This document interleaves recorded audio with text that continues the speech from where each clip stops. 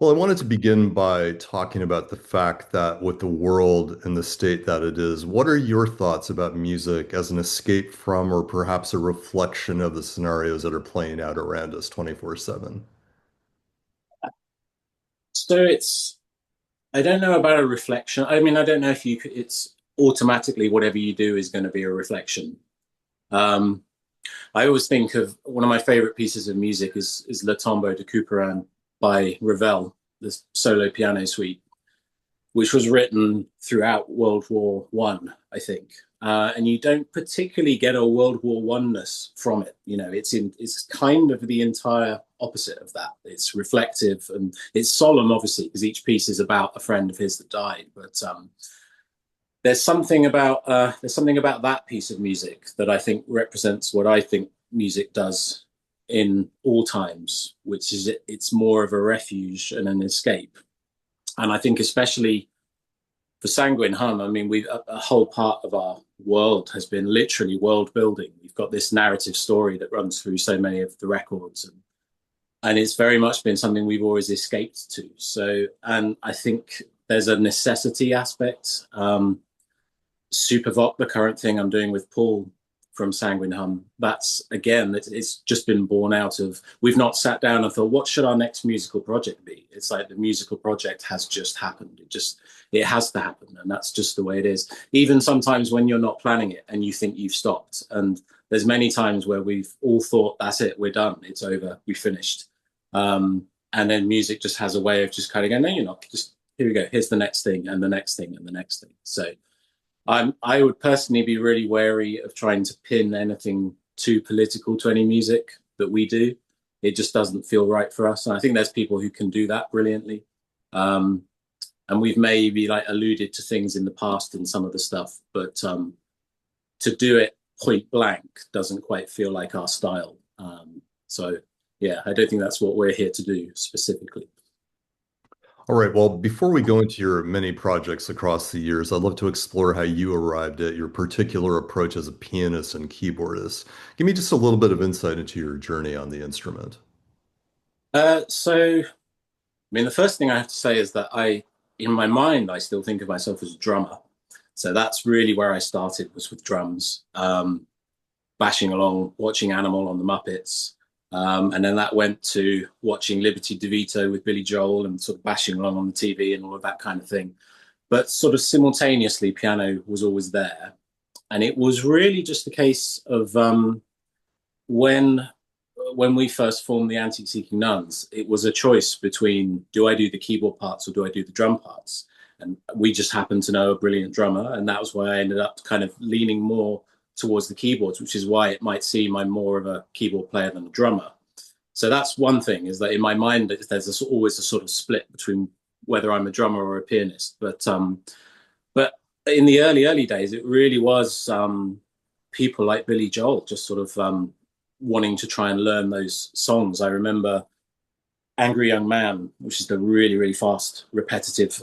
He's playing a middle C really quick, playing this phrase. I remember trying to learn that when I was sort of like 6 or 7.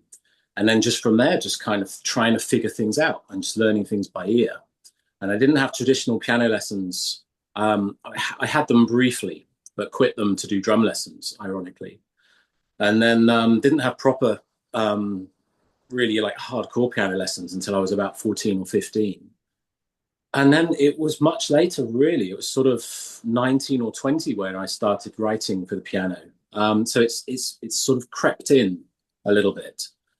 But in that time frame, I've gone through lots of different phases. There's been a massive prog phase where I'd say number one out of everybody was Keith Emerson, in terms of like really like transforming not only my listening, because I watched one of the first Emerson, Lake and Palmer things I ever came across was their Pictures of an Exhibition film, the 1971. And I remember watching that and sort of knowing vaguely the Mussorgsky theme and sort of thinking, well, how does this relate to what Mussorgsky did? And literally like the next day or so went and got the piano sheet music and started like trying to figure out little bits of Pictures at an Exhibition. And so then with Keith Emerson's kind of this amazing conduit for all different kind of pathways. You can go from him to Mussorgsky or to Prokofiev or to Ynastera or to Oscar Peterson. And there's all kinds of things that you can have this reference point that he's at the center of.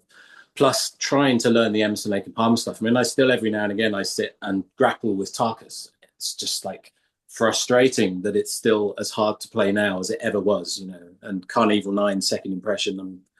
And the last like couple of months, I've gone back and relearned it and just, can I play it a little bit better this time than, you know, the first time I tried it.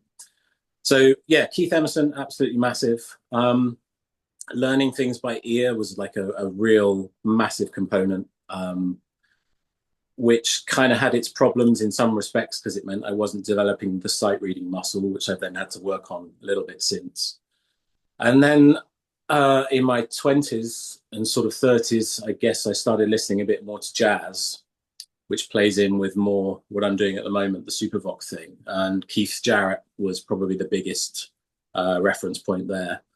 And it was always a bit of a sort of nervy thing, is like improvisation, because it's a bit frowned upon in rock, and we always kept it to a bare minimum in the band.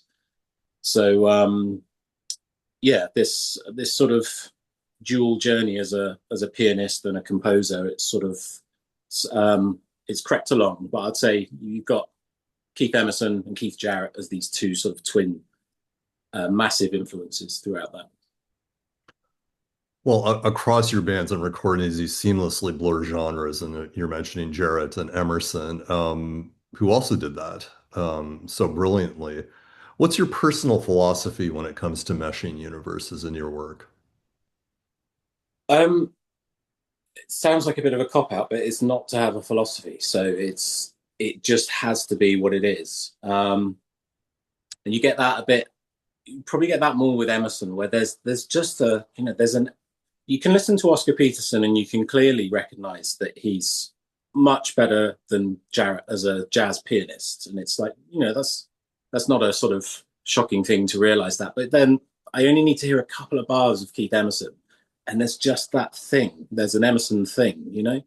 And it's kind of hard to define what that sort of is.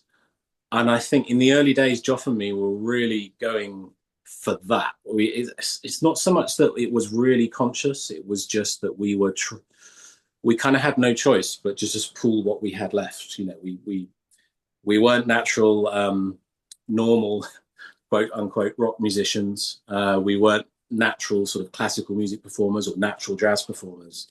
And so it ended up being this thing that just had its own kind of peculiar flavor to it. Well, you've also mentioned Reich and Ravel as influences, and you've also said that your solo piano album Retrieval, combines those influences with Jarrett and Emerson. Talk about the sort of combination that record reflects. Yeah. So minimalism is like that was a really interesting thing. I think I was doing a music degree at university and Oxford Brookes. And I think that's really where I started sort of some of the teachers there would play some of the early Steve Reich stuff in particular. I remember the first lecture where the lecturer just played It's Gonna Rain, you know, and that's kind of wow. And then went from It's Gonna Rain to music for mallet instruments and organ and was sort of like joining those two things together. And it was instantly something just went, aha, you know, this is something I can approach. And this is a language that I can potentially use and potentially speak in, but I don't have to do it in the regimented way that they did it. And that's not like a revolutionary thing, because lots of people like John Adams have used the flavor of Steve Reich and Philip Glass and done their own kind of thing with it. But for me, it felt really natural to just sit down and just allow these patterns to just develop. And there's a little bit of Tony Banks in there as well, Genesis, because some of those things that he was doing on the piano as well, that you can do. There's a close relation between piano phase, Steve Reich, and some of the Lamb Lies Down on Broadway techniques, where it's this cross-handed thing. And if you just do one hand on its own, you end up this really simple pattern. But when you stick the two together, you get this thing, this web of stuff that just emerges. So a lot of my stuff has got that kind of thing to it, where there's an intricacy. a lot of it is maybe I'm not sure where the harmonic side of things comes from. It's That's probably more the proggier side of things. But yeah, I think Steve Reich kind of gave this language that I could create what you could loosely call classical music with. And it has these touchstones of Ravel here and there, and little bits of Mussorgsky, and little bits of maybe Prokofiev and Stravinsky and things like that. But it's, yeah, speaking in this more modern language. Well, your solo albums are, truly one-man efforts. Tell me about the freedom and the pressure involved in that approach for you. Um, well, they were always really like they're not, I don't want to say afterthoughts. They're not. There's no pressure basically because it's just me deciding to make music. Like we said before, music just like has to happen. And sometimes there's, with the various projects that you're doing, there's only so much music that you can realistically do. And so you naturally have these other avenues that you just start creating music in. And so there's I've only put a few of them out, but there's dozens of them, records I've made sort of privately. And a lot of the time there's a series of electronic albums I did, which I called Cheap Electrolysis. And that was to just explore sounds away from the pressure, actually, to go back to what you said about, is there a pressure with it? The pressure to not worry about sounding like Boards of Canada or Aphex Twin, and to kind of go, well, this is a Boards of Canada parody, and this is not a parody, a pastiche, and this is an Aphex Twin, pastiche. And then somewhere in it, sort of start developing your own musical language. And some of those sounds then sort of found their way into the Sanguin Hum stuff. So it's it's always been necessity, but complete chilled out freedom in making those records. There's been no pressure at all. Well, I found it interesting that with Retrieval, you released demo versions of the pieces because you were concerned about retaining intent and vision, and yet it sounds, really fantastic. Talk about those concerns and decisions that you're making. Yeah, so I mean, you always, as a musician and an artist, you always aspire to sort of this imaginary perfect recording. And we've attempted a few. Joff and me did some piano recording sessions, and I was going to record a piano solo album at the same time as recording all the piano for one of the Sanguine Hum records. And when the day finally came, it's just my fingers went up to it. I couldn't cope with this big Steinway piano. I couldn't control it, and I wasn't sort of ready for it. So sometimes when you have the big lavish setting, you're just not in a position to do it. And yet that little moment on a Thursday evening sometime where you just hit record on your digital piano and you capture it, and then you listen back and go, oh, that's it. It was there. And there might be like, technically I can hear, oh, if only the resonance of the piano had this kind of thing, or if only I had this particular sample, but versus having to capture. The other thing as well is I hardly ever write this music down. So none of it's notated. So it's all in memory, and it's all in memory in a particular intense period of time. So to go back to every one of those pieces and either score them out or just get back in the headset of what those pieces were like. And like we were talking about with the particular hand positions, there have been some pieces where I've been struggling for like hours and hours to go, what the hell was I doing? And then all of a sudden I'll go, oh, it was this. And it's some incredibly simple thing, but I've forgotten what it was, and I've forgotten the hand position. And then, so really that's what you gain from using these demo recordings. And I guess then they become not demo recordings. They are the recordings. That's what it is.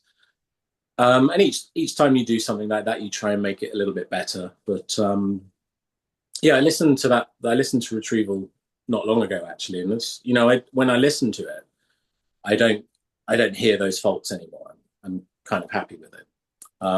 It's a little bit like I've got tons of old CDRs, mixes in progress of various Sanguine Hum tracks, and I remember us like wrestling with mixes, and it will be fine tuning, tiny little details, and you put this, mix 37 of some song on, you listen to it, and it's like it just sounds like the track. There's all these details that you stress about, they just kind of vanish because you're aiming for this immaculate, perfect thing.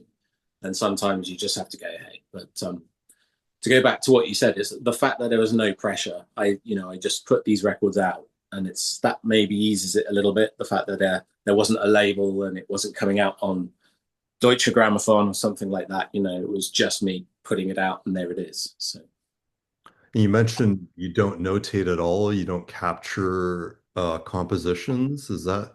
So I capture them in audio normally. So you'll just hit record on something. I just find it too laborious to actually notate things out. There's a few where I have done. But for me, it's kind of too slow. It's a bit annoying because it would make life easier if I had them all there and I could just go, oh, right, now I'm going to work on this piece, and there it is. But it's a little terrifying as well, just to think that there's this whole repertoire of stuff, and that none of 90% of it isn't written down, because there's another, I don't know, 2 or 3 hours worth of solo piano music probably that I haven't put out yet. So yeah, that's it's just a flaw in the way I work. But then maybe I wouldn't be able to work how I work if I had to stop all the time and just continuously. It might just change how I write things. If I start seeing it written down, I might view it differently rather than interactively, actually, on the piano. Fascinating. Well, you have a second volume of Retrieval forthcoming. What can you tell me about it? So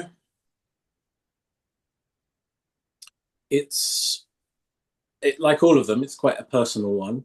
There's an upgrade sonically. It's a better digital piano. So I guess I'm happier with the sound. There's little bits of improvisation in it, sort of creeping in.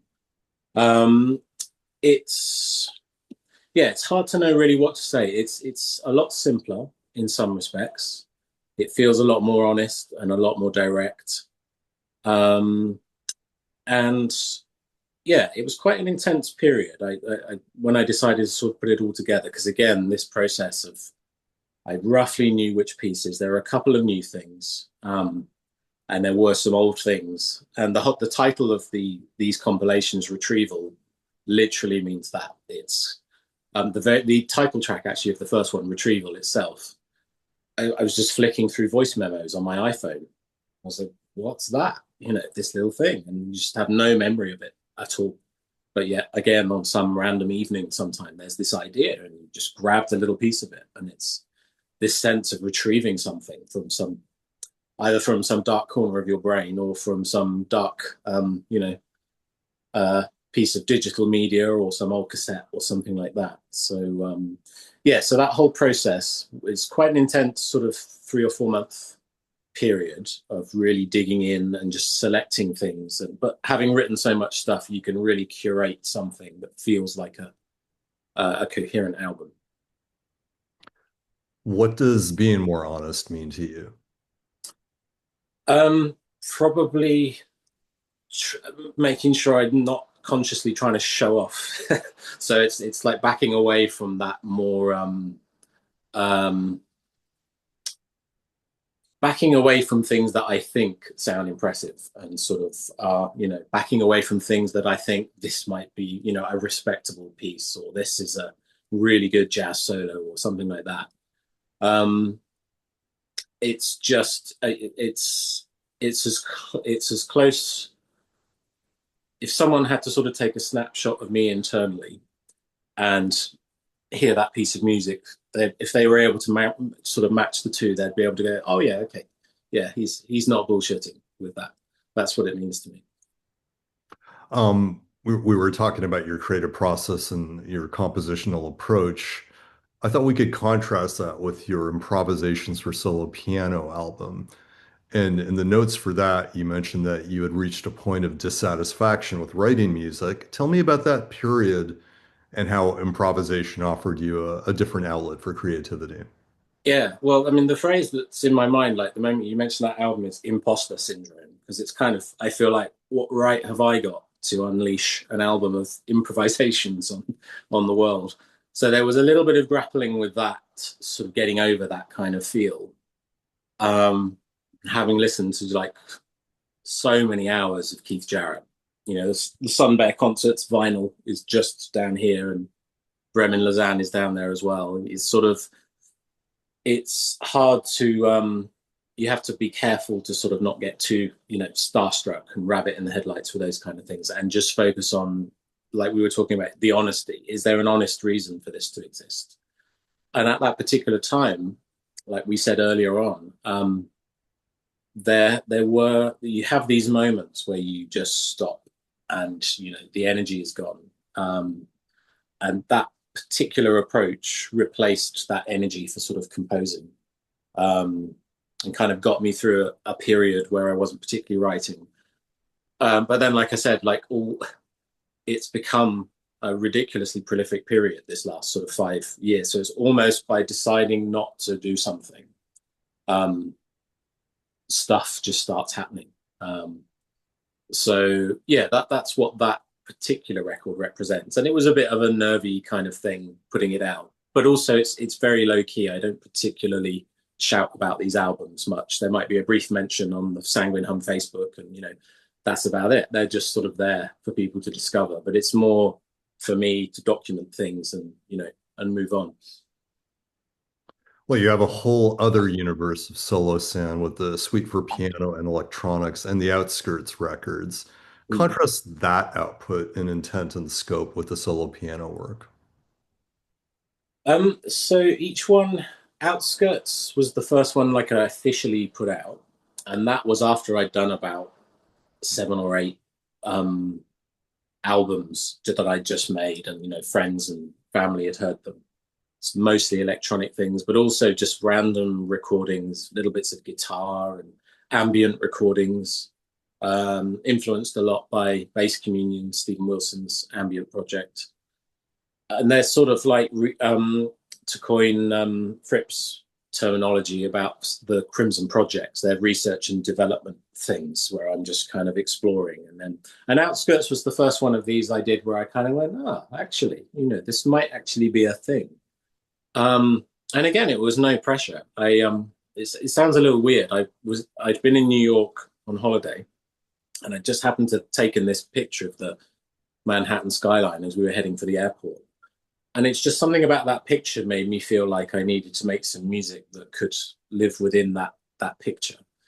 And the whole thing was written and recorded in like 2 weeks from start to finish. And again, as cheap as you could imagine, like some of the drum parts were done just recording them on an iPhone, and it was all done very, very quick and very fast.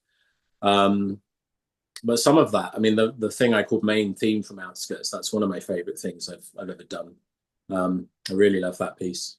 And there's a few other things on there that I really like as well. And then yeah, same with Suite for Piano and Electronics. Again, it was another period of like grinding to a halt. And I remember one day I had this little app on an iPad, and I thought, I'm just going to like muck around with some synthesizer patterns. I'm just going to create some patterns. And I just did. And I just saved all these little patterns. And I remember kind of thinking, you never know, one day. And then just started this idea of playing these little pieces to this synthesizer accompaniment. And then it turned into this, record. And that's the only one I floated the idea to a small label in the UK called Bad Elephant. And then, that one actually got put out, which was, so that was really nice. And to actually, because I do love physical media, which seems a bit of a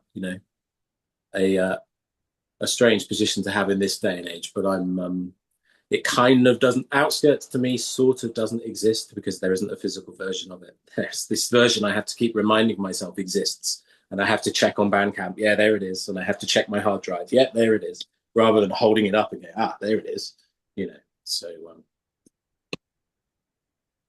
All yeah. right, well, let's move on to Supervoc, which recently released an album called Volume 2, and you've referred to this duo with Paul Mallyon as a duo channeling a jazz trio. Now I hear a whole lot of minimalism, post-rock, prog rock, and other influences as well. So tell me about what the two of you are exploring in this unit and what the intent is.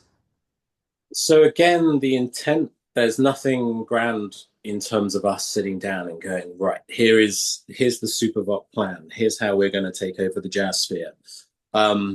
it's literally that Paul and me both collect records, and we'd often be at his house, you know, just doing vinyl shootouts between different copies of Asia or something like that.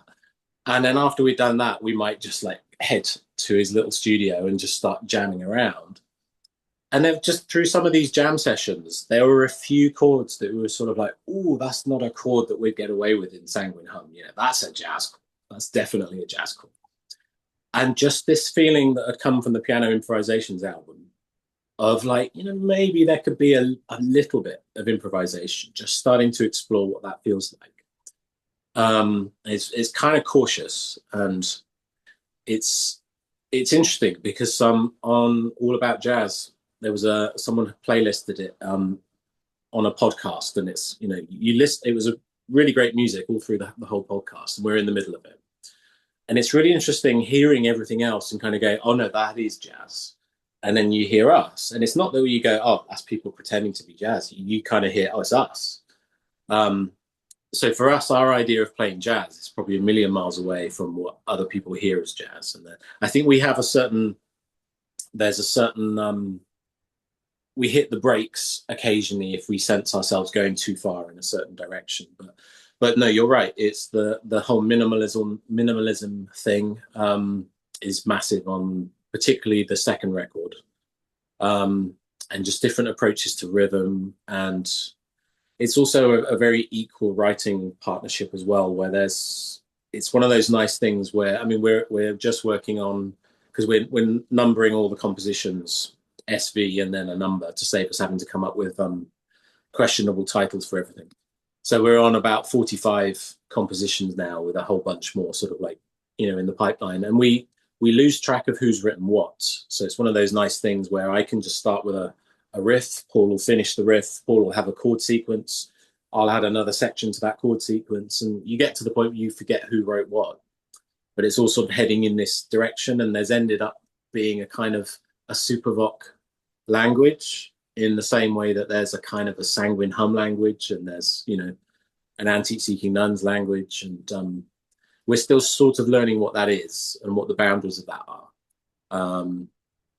And yeah, it's the improvisation part that for me is the imposter syndrome element, where I'm sort of, you know, very, very conscious of not putting anything crap out there, and just kind of, being very careful to push myself, but also make sure I'm not showboating and just playing beyond my limits. And it's funny, there's always in the back of my mind when I'm doing solos in that, and it's stylistically nowhere near at all, but Dave Sinclair from Caravan, who's you wouldn't mark him out as one of the technical virtuosos of music, but he's got such a distinctive soloing style.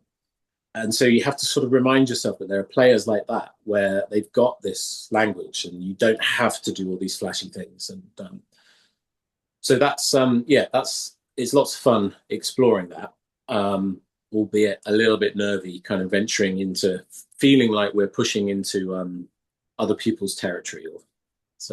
But we're just sort of still learning how to deal with all of that.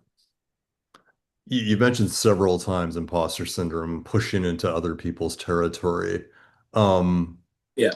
why is this such a concern to you? Well, partly I'm English, so I think we just have that naturally built in, so that sense. But it's healthy in some respects, because it means you're just thinking carefully about what you're doing.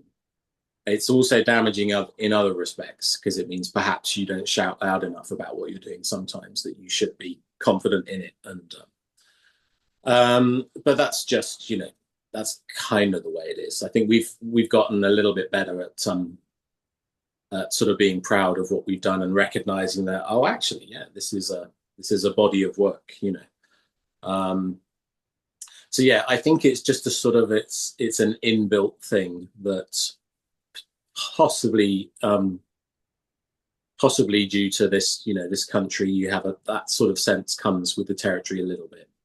But I've always had it somewhat, and I think because my influences were in that sort of prog territory, you're never quite one thing or the other. So if you're doing classical music, you're not a classical scholar, you're not a concert pianist. If you're doing jazz, you're visiting it from some other kind of aspect. If you're a rock band, well, you're not quite playing rock in the way that people understand rock. And so there is this kind of sense of not quite knowing where you are, which can be a negative, but then it also gives you this unique flavor throughout all the music. Tell me about the name Supervoc. What does that mean?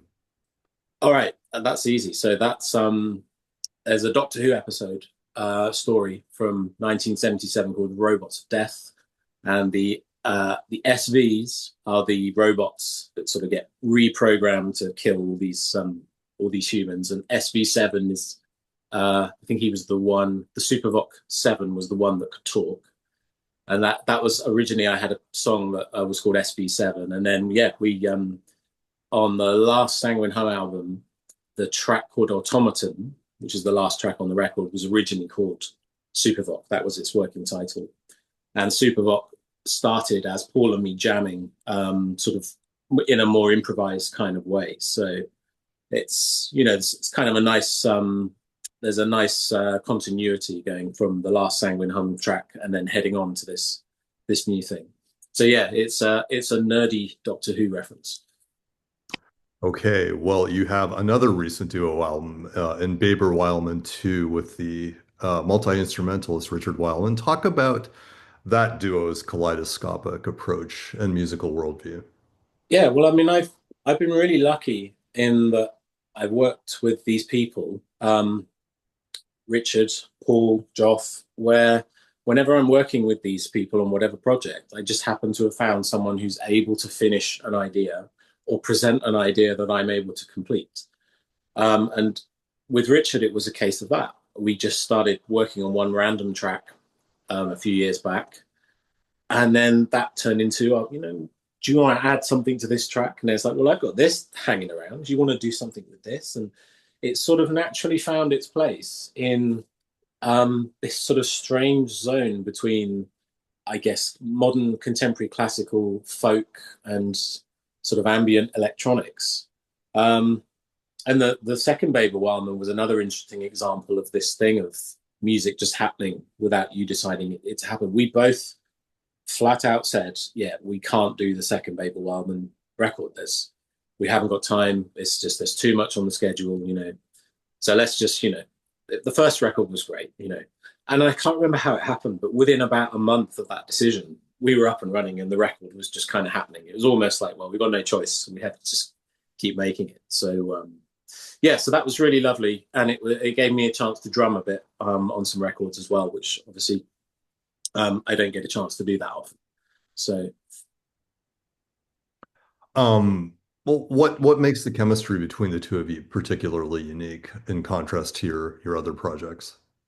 um, with Richard, he's got a really unique harmonic language. So it's like I could hear 10 seconds of a composition of his and go, all right, that's his. There's just something totally unique about his chord changes and chord movements. And so I think inevitably me trying to sort of heading into that world is always going to be interesting. He's also really brilliant at, some of the things I've sent him, I remember one time there's a piece called, and I've got the CD here because I can't remember the title. It was 2009 on the first record. And it's called 2009 because the little floppy disk I had, that's when I did it. I just recorded this piano improvisation in 2009. And it was just this free-flowing sort of minimalist piece. Sent it to him. And a few weeks later, you get this complete musical piece over the top, this orchestrated instrumental thing. And it's also great because one of the things I've never been able to do, I can't sing and I'm not comfortable singing. So it's always nice to find someone else who is comfortable singing and to have that vocal aspect. And for it to be pretty different to the vocal aspects that we've done in Sanguin Hum in the past. It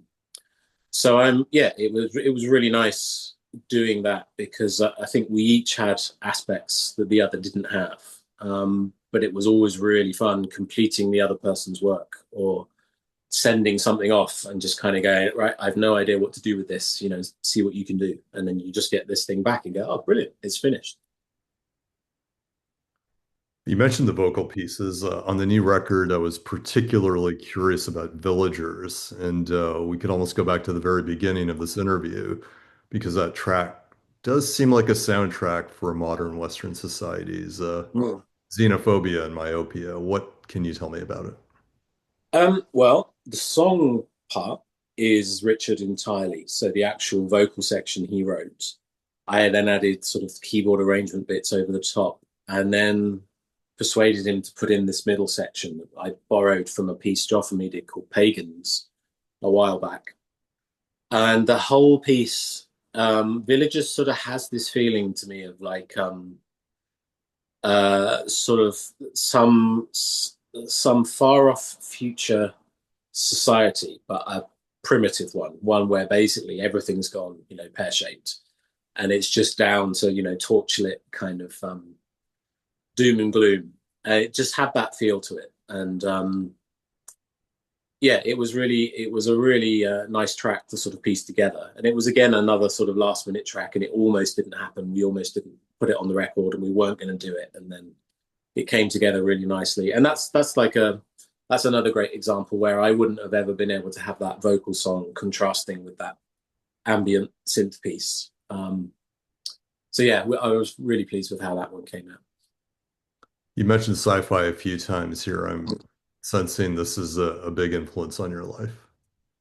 Um, Maybe it is. Yeah, I mean, I was a big Doctor Who fan, as I've already kind of alluded to, and I don't because I tend to think of sci-fi as there are people like really into all the aspects of sci-fi and all the sci-fi novelists and things. For me, it boils down to basically Star Wars and Doctor Who, but that those influences were, so kind of seismic.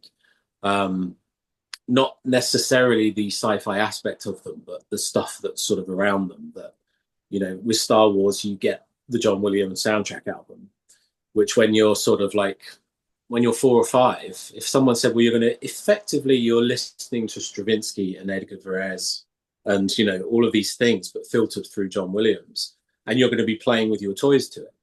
It's wild, really, that John Williams managed to pull off this coup in the 1970s, just kind of going, well, I'm going to bring all of these early 20th century influences, and everyone is going to know every bar of it off by heart. So that's really amazing, that initial musical influence. And actually, like, having said that, of course, I'm just now, it's dawning on me that the bulk of Sanguine Hum is this massive science fiction story. So yeah, I mean, I guess that's just crept in. There's lots of cheesy Doctor Who kind of B-movie plots in there that we've kind of woven in and things like that. So yeah, it doesn't feel like it's a big influence to me until I look back and kind of go, oh, well, okay, my current band is named after a Doctor Who robot, and the previous band has a science fiction story running through it. So I guess it is. So I've not really realized it so much. Well, let's move on to Sanguine Hum. And for people that don't know the story, the narrative that runs through it, why don't you provide a glimpse into that? Okay, so prior to Sanguine Hum, Joff and me had this project called Antique Seeking Nuns, which eventually morphed into the band Sanguin Hum.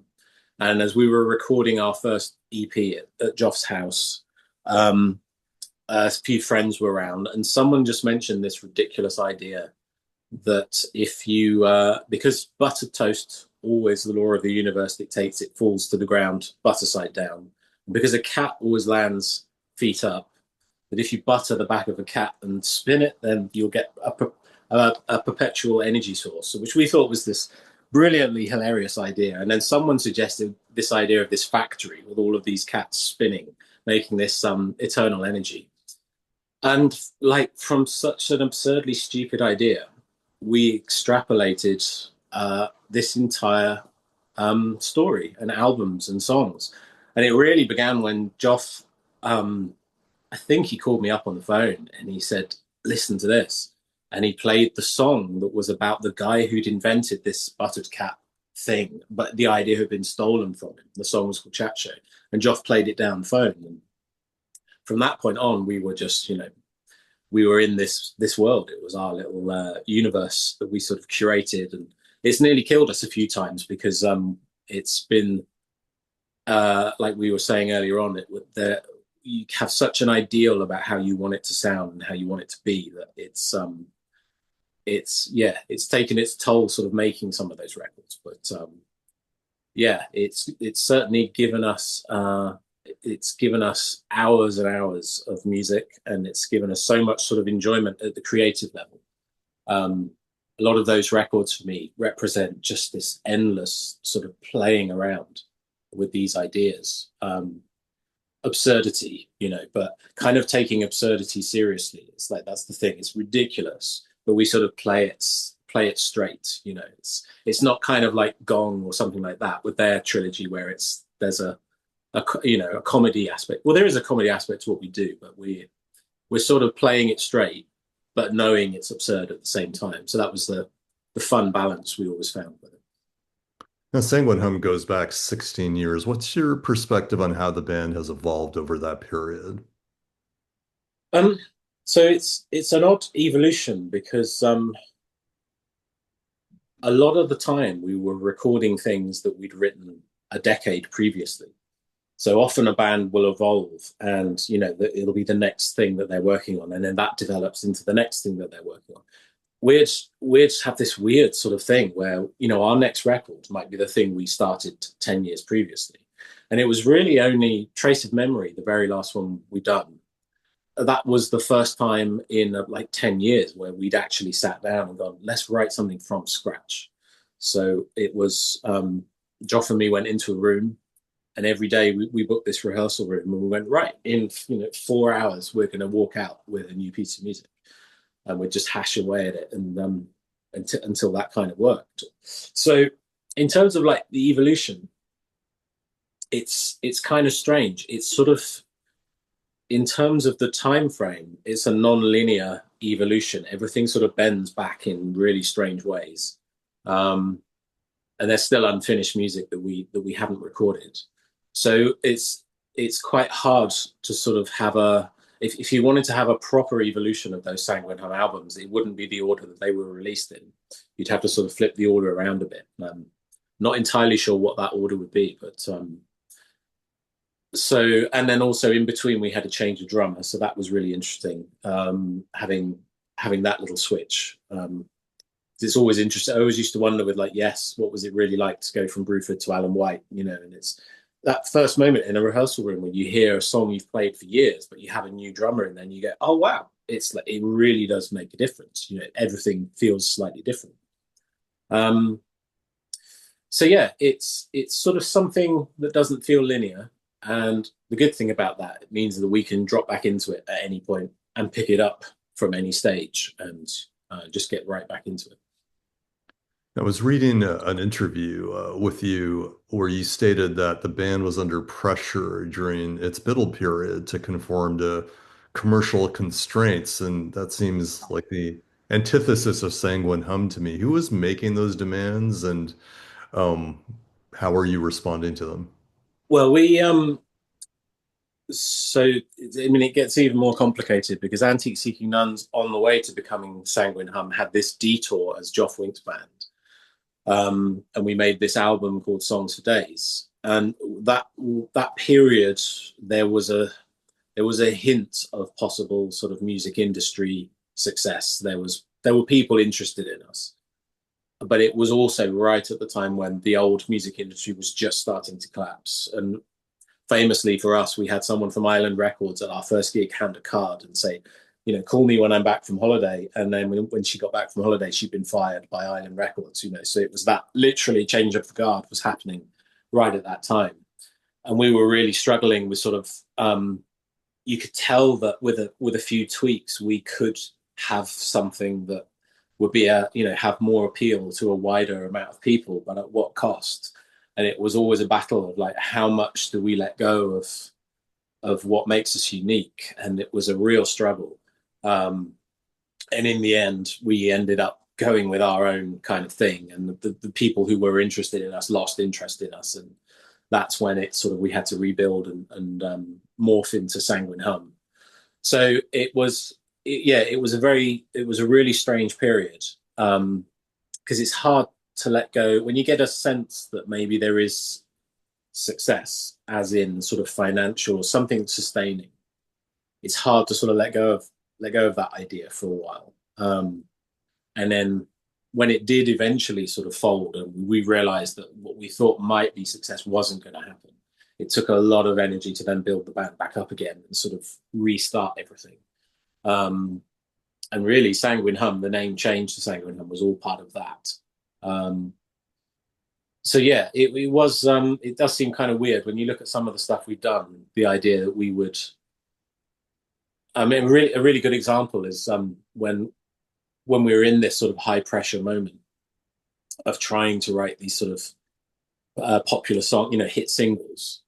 I remember one time going around to Joff's house and him answering the door, and he was so excited because he'd opened up this track that we were working on, but he'd opened it up at the wrong sample rate, so that it all sounded like really slow and sludgy, and we spent the rest of the day working on this slow and sludgy thing that eventually became Spanning the Eternal Abyss on the Now We Have Light album.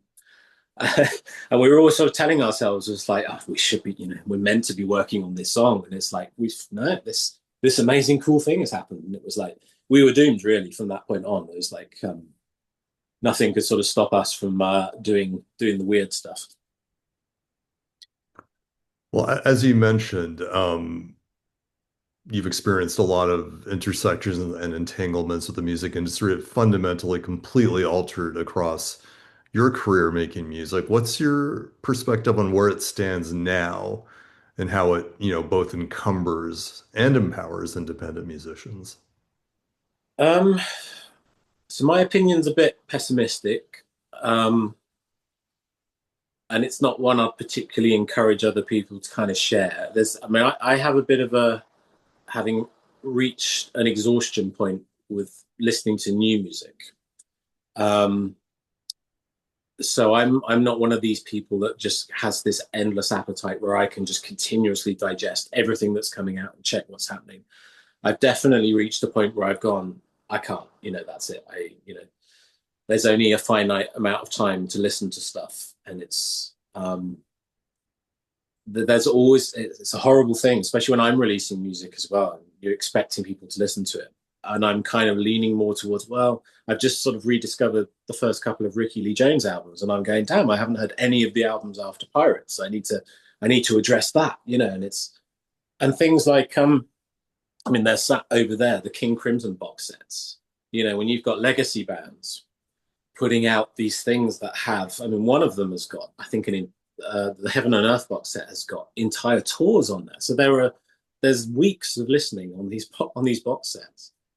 So if you factor that in with just the infinity of new music that's around, and the literal onslaught of just everything all of the time, I wouldn't want to be, starting out now, or it might be just because we just were at the tail end of that older period, and I'm just too old fashioned and, to make the adjustments. But I think the most damaging thing potentially is that limitless amount of music and the limitless influx of stuff.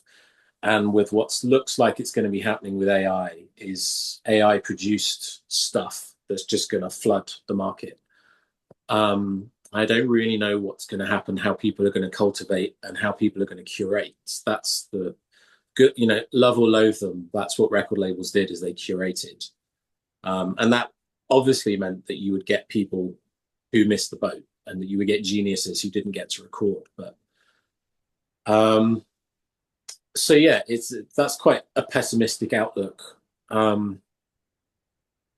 So it does feel as though things have gone past a certain point where you can really realistically do anything about it.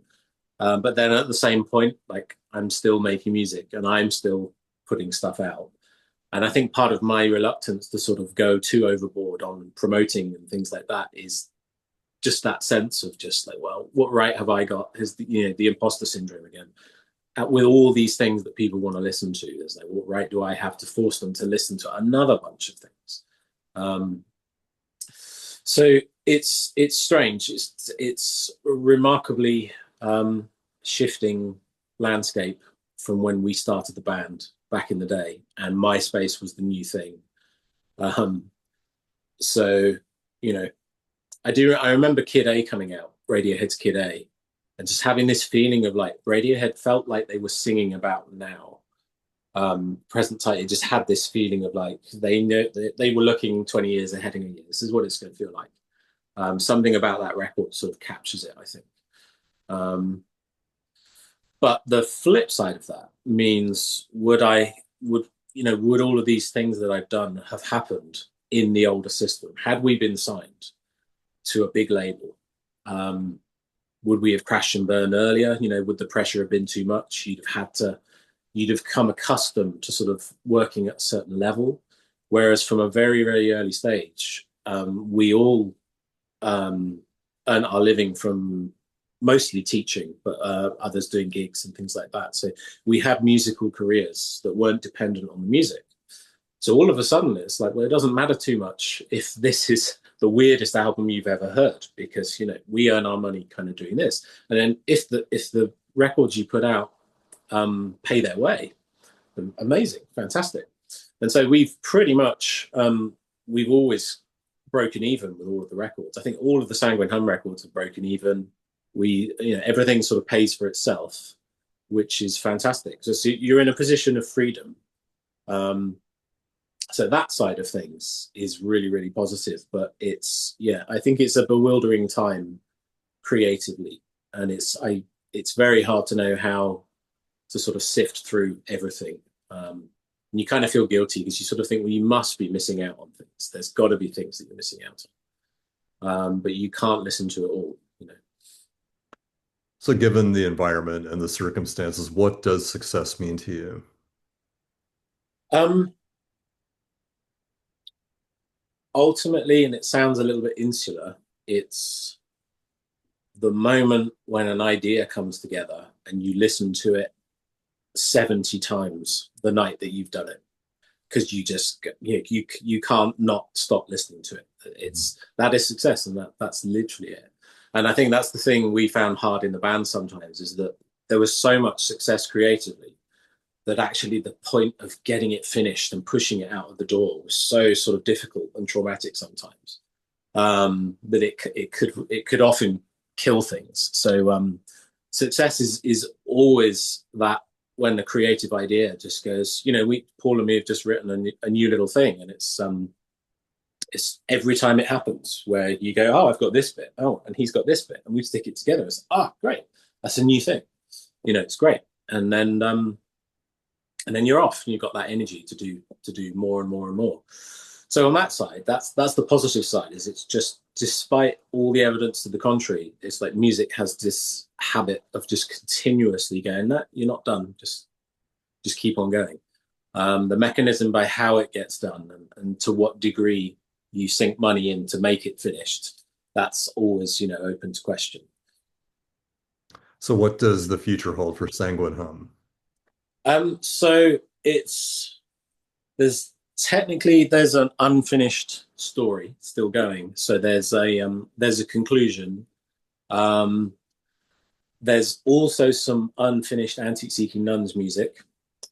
So I think if anything were to happen, I think expect an Antique Seeking Nuns 4th EP first, which is probably not what anyone's expecting, nor what anyone wants probably, but no one wanted the first Antique Seeking Nuns EP either. So that might happen, and I think if that happens, I think we then might be in a position to sort of feel our way into a new installment by Sanguin Hum. So yeah, it's never a sort of a closed book. And we're all in contact with each other. I work with Joff actually quite often, and in contact with Brad, and obviously in Supervoc with Paul at the moment. So but everyone's got lots of things happening.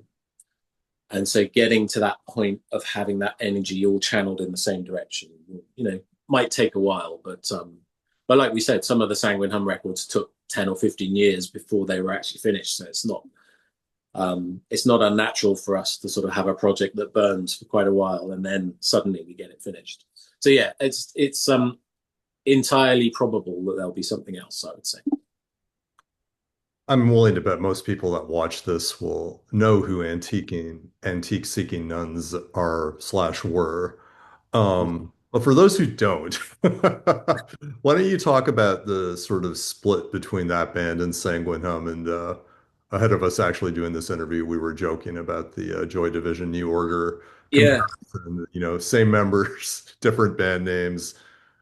Talk about the linkage. it is a bit like that. Joy Division and a New Order, and the other analogy I used was Van der Graaf and Peter Hamel. It's like what makes it a Van der Graaf project, because you can have some Peter Hamel albums that have all the band members of Van der Graaf on it, but it's not a Van der Graaf album. And it was even more confusing. We used to do gigs where, like, halfway through the set, we'd go from Joff Winks band, where we were playing these more sort of straight ahead songs, and we'd announce that we're now Antique Seeking Nuns, and then we'd dive into some of the Antique Seeking Nuns stuff. I think with the Nun stuff, there was just a more willful lack of concern for the listener. Is probably how I would describe it. I mean, some of it's out and out aggressively horrible on some of those early Nuns EPs, where we're putting in little horrible sounds that are intentionally mastered louder than the rest of the record. It reminds me a bit of the band's gone from me now. It'll come back. But there's just that approach of kind of being open to just absolutely everything, that it could go from a delicate instrumental to a song to noise to ambient to a full-on technical Zappa-esque instrumental. And then really the only difference with Sanguine Hum is that we just kind of streamlined it, and just there's more of a songwriting element in Sanguine Hum, probably. So yeah, if we were to do a Nuns EP again, it would have that element where it's more sort of dangerous in terms of what you can expect. It wouldn't be it wouldn't necessarily be something that the prog rock fan might enjoy, because it would be just us doing whatever the hell we want to do. So yeah, it's hard to explain. We always had this. I mean, even some members of the band used to kind of go, what is the difference between these things? And Joff and me could always feel that there was a difference. It was like, well, this is Antique Seeking Nuns, and this is Joff Winks band. So, I mean, the honest answer is that the difference is the historical progression, in that initially it was Antique Seeking Nuns, and then it became these other things. So, but they do feel like they have a kind of a quirky identity to all of their own, those EPs. And they still, every week or so, I'm like sending off a copy of Careful It's Tepid to someone in Sweden, or a copy of Double Egg to someone in the States somewhere. So, which is wild to think that these crazy EPs, that people all around the world are still going, oh great, I've got the third Antique Seeking Nuns EP. So yeah, we're still really, really proud of them, but it's a very odd entry point into our career, definitely. How do you look back at the Nuns' first recording, Mild Profundities, from 2003? So it's sonically, I'm massively happy with it. It was our very first one. And there's all kinds of issues with it. I'm not happy with my drumming on it and things like that. But creatively, it's just, I remember at the time sort of thinking like, oh, we've made something that like no one else would have made. This doesn't really sound like anything. We were listening to as much bands like the Flaming Lips and Mercury Rev and Tortoise and things like that. And so that was coming into the Zachary thing. And there was a big Beach Boys influence as well, particularly the Smile era, all of that kind of stuff. So I remember at the time just being like really like amazed that we'd pulled it off. And a big part was Joff's songwriting just had just a particular kind of harmonic language to it. And it all just had this uniqueness. And it was really, really exciting. And it's just amazing that people actually sort of cottoned onto it. Because it wasn't prog in the traditional sense, and I think some fans of prog probably wouldn't like it that much. Um, yeah, I'm proud of them. I'm proud of the first one, but sonically it could sort of be better, but then that's just the way it is. You'll always hear people not be happy with the sonics of their early records. But considering what we had at the time, which was zero budget, we had zero budget and lots of time, and we managed to, we did something I think we're still proud of. And of course, it has the most absurdist, silly band name in history. Tell me about the band name. Yeah, so I can even remember Joff calling me up with that band name when we were thinking about it. Um, so there was a nun in the UK, and she was a TV personality called Sister Wendy Beckett, and she used to go around. I think she had like a TV show, looking at various sort of paintings and antiques and things. And Joff was on listening to the radio, and he heard someone on the radio say, "Oh, she's an antique seeking nun." And Joff said he like pulled over into this lay-by and then called me on the phone and went, "Antique Seeking Nuns." That was it. Perfect. And then someone he knew, a friend, designed us that grotesque front cover, the nun character. And then, yeah, we were off. So it was, even as a name, it's kind of, it's confrontational. It's, when you sort of, you're going to get a certain, you're gonna deflect a few people with that name straight away, but we didn't care. But and it abbreviates nicely to ASN as well, so we did that a lot. You mentioned to me ahead of this interview that you've known Josh Winks since nursery school, which is unbelievable Yeah, that yeah. your friendship and musical relationship has transcended decades. Why do you feel that is? What is the chemistry between you that has allowed it to continue so long? Well, it's funny. I mean, we come from a relatively small town, so there were only a couple of primary schools at that town. So, but of all the people that I grew up with, I think Joff's the only one from that era that I still know. And it was interesting because in our really early childhood, we knew each other. We weren't like best friends or anything. But when you go to secondary school in the UK, I don't know if they still do this, but they used to let you write down your top two or three people that you would ideally like to stay in a form with when you go to the big, massive secondary school.